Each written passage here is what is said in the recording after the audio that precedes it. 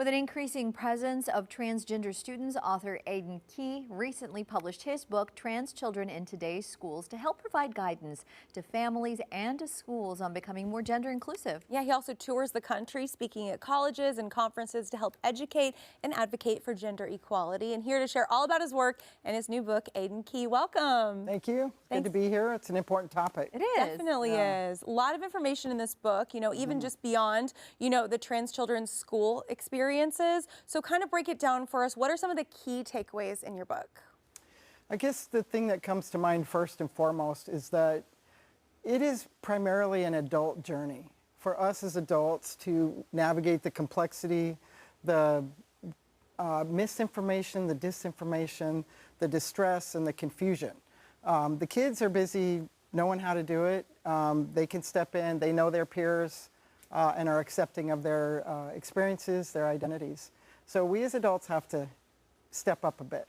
Excellent. So obviously adults really need to take a step forward here, but what would you say are some of the biggest hurdles when it comes to gender inclusivity in schools?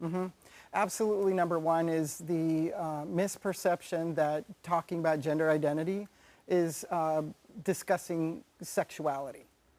That is the primary topic that I have to dig into when I'm doing work with those educators and pulling those apart and saying, we can talk about gender identity with children of any age. And yes, sexuality, that comes later. We can address those topics when we do. So that is one of the biggest pieces. Yeah, and we're seeing so many legislative bills seeking to deny the support and inclusion of trans youth. So what is going on and what can we all do to help? Yeah.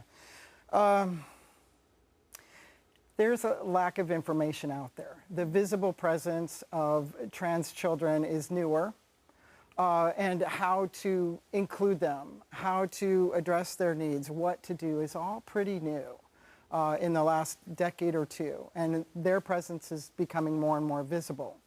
So figuring out how to do that inclusion is actually not that complicated, but we do need a little assistance. Legislatively, however, I think that there's people taking advantage of that, of the place that we're in to stoke fear and essentially wanting to motivate a political base. That's my opinion. That's what I think is going on.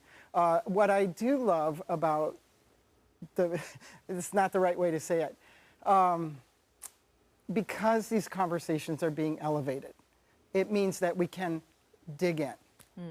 These legislative bills are inspiring conversation, and what I've seen over and over, regardless of conservative environments or more liberal environments, everyone has the same questions. So if we can step into those, we're on our way.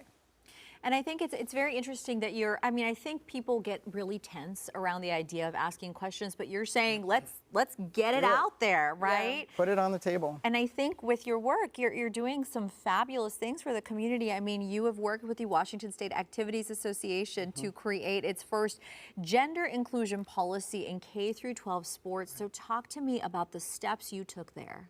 Well, it's been over 15-year journey with them. We sat down and said, how do we do this? What can we do? And we had extensive conversations. There were a lot of people at the table. And we just said, well, we have to honor their gender identity. So let's let them play. And 15 years of progression and experience, it's going ridiculously well. Absolutely. These kids are participating on their teams. There's roughly 80 transgender students in the state of Washington, transgender students who are participating, and 80 out of 200,000 student athletes. We're talking the concerns address about 2 in every 10,000 kids. So we're worried about things that we really don't need to worry about. Those 2 children engaging in sports are winning and they're losing. They're being embraced by their peers, by their teammates. They're navigating the spaces that people are concerned about, like locker rooms and so forth. They're navigating it really well. Yeah. So again, I feel like we have a lot to learn from the kids. Yeah. Yeah, and you are doing some great work here. Thank you so much for joining us, Aidan. This was amazing. Great conversation to have with you. We posted more info on our website, fox13seattle.com/studio13live.